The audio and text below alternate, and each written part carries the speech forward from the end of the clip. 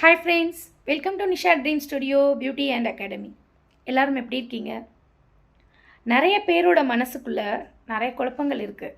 அதில் ஒரு சில குழப்பங்களுக்கு மட்டும் தீர்வு காணணும் அப்படின்னு சொன்னால் கண்டிப்பாக முடியாது.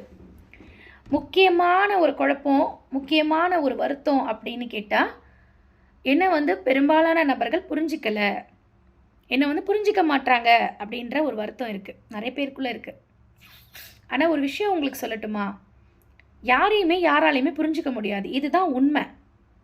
ஒரு கணவனால் மனைவியை புரிஞ்சுக்கிற முடியாது, மனைவியால் கணவனை புரிஞ்சுக்கிற முடியாது. ஆனால் வெளி வார்த்தைகளால் வேணால் நான் புரிஞ்சுக்கிறேன், நான் புரிஞ்சுக்கிட்டேன், நான் புரிஞ்சு வச்சுருக்கேன் அப்படின்னு சொல்லலாம்.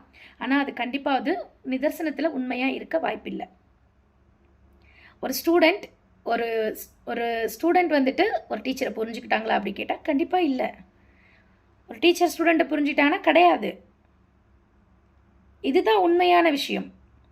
நம்மளை ஃபஸ்ட்டு நம்ம புரிஞ்சுக்கிட்டோமா, அதை ஃபஸ்ட்டு நீங்கள் திங்க் பண்ணி பார்க்கணும். நீங்களே யோசிச்சு பார்த்தா தெரியும், நமக்குள்ளவே நிறைய நமக்கே தெரியாத புரியாத விஷயங்கள் இருக்கும். ஏன் அப்படின்னா நம்ம ஒரு 5 வருஷத்துக்கு முன்னாடி, இப்போ நான் என்ன எக்ஸாம்பிள் சொல்கிறேன், ஒரு 5 வருஷத்துக்கு முன்னாடி என்னால் செய்ய முடியாத ஒரு காரியத்தை நான் இப்போ செய்கிறேன்.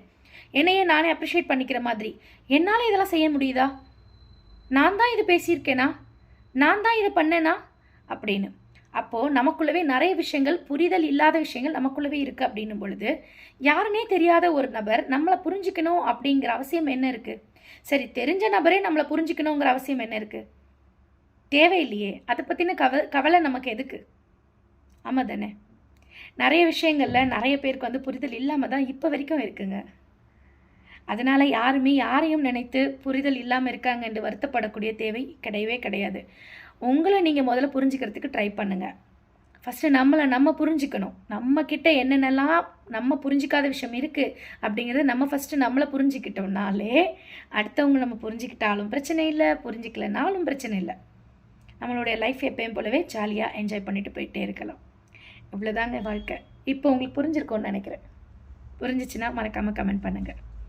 நெக்ஸ்ட் ஒரு சூப்பரான வீடியோவில் நான் உங்களை சந்திக்கிறேன்.